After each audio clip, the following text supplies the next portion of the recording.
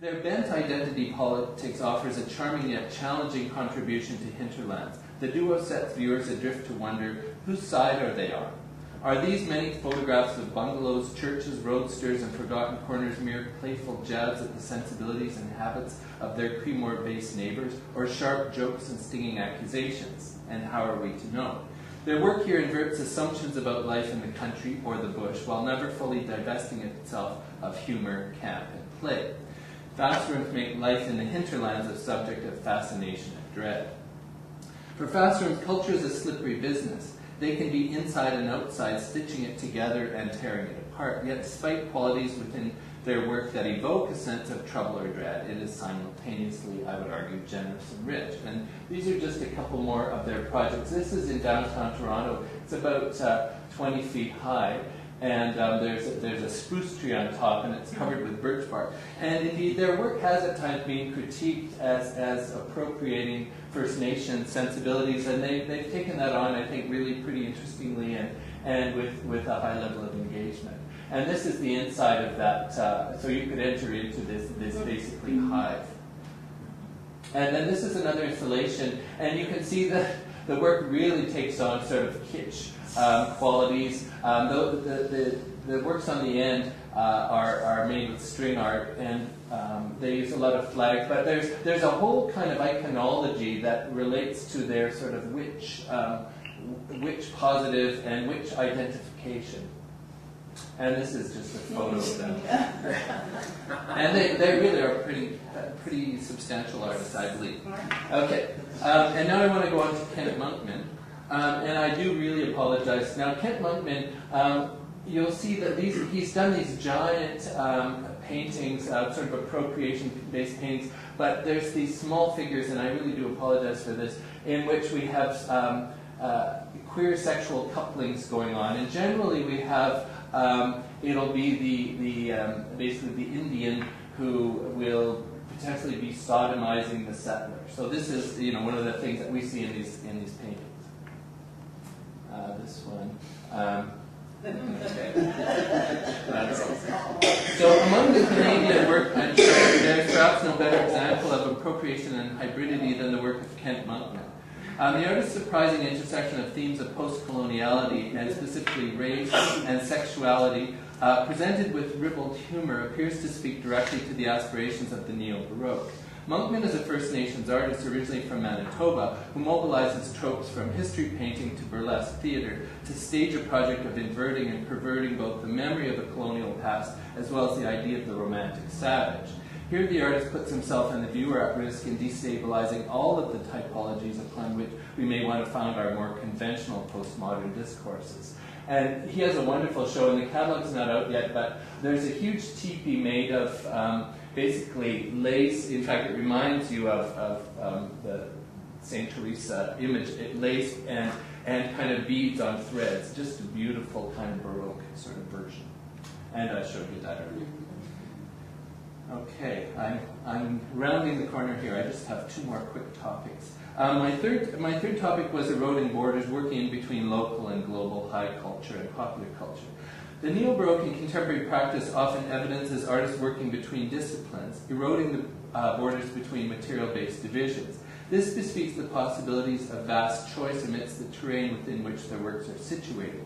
Given this, we see works that oscillate between the local and the global, for example, or that are supremely cognizant of the endless mutations of popular culture against which art culture, if it is a distinct form at all, might be posed. We observe these approaches earlier in the work of Miguel Calderon, which makes generous reference to such genres as telenovela and tabloid. And now I want to say a little bit more about Colette Urban.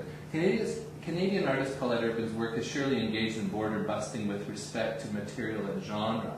This performance, Bear, includes a video, a photograph, and a performance object from a work the artist produced in Meadows, Newfoundland, her home, in 2008, and she describes the project like this.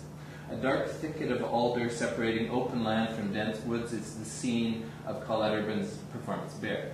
Transformed by a layered robe of green and stunning two-sided headgear into a half-woman, half-bear, Urban performs a cycle of transition. Upright, watchful, and cautious, she enters the thicket as a bear, retreats and disappears into the woods. Moments later, we see her again, now a woman still robed in green, with her hair hooded and face visible. Close quote. So the work follows upon Urban's previous performance project, Belvedere, where she wrote an elephant that was meant as a mobile version of the Rock, or of Newfoundland, and was crowned by a helmet that was a model of her own house.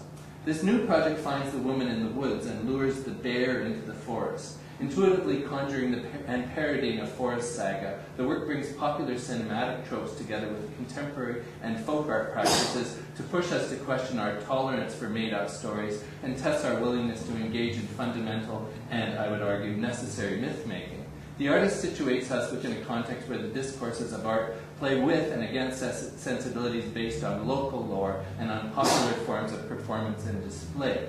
And just a couple of other examples of Colette Urban's work. This is called Augur, and she's wearing obviously a giant hat with these flowers on it, and she comes out on stage and she has these bird calls that she passes out to everybody in the audience, and then she just performs this activity of making a bird call, and then the people in the audience respond.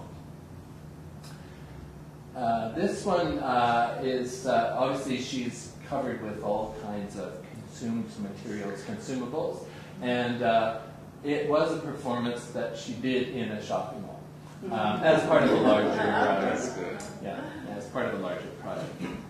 And then my last kind of rubric was a taste for the strange, for excess, and a melting down of structures into so-called chaos.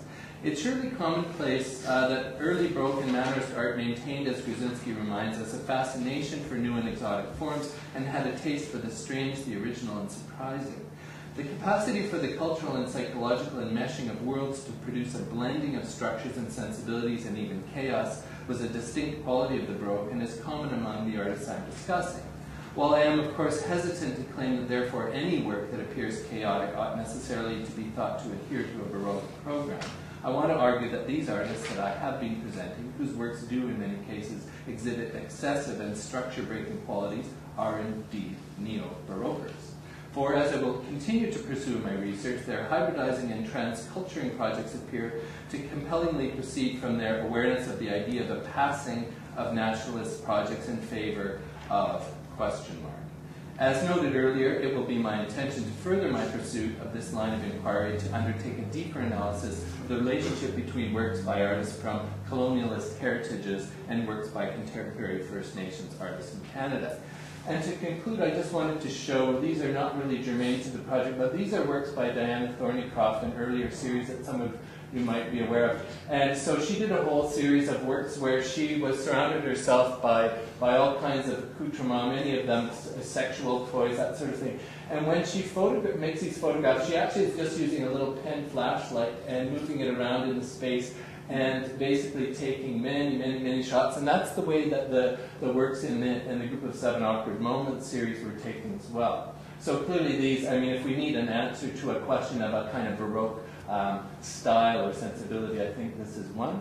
And then also just in relation to some of the work that I showed you from the Ultra Baroque catalog, I thought the doll, and here, I mean, clearly it's a more charged kind of representation of the doll, and it was the doll mouth that she was focusing on. And they're pretty glorious photographs, partly just the sheer kind of resonance of the image, because they're quite large photographs.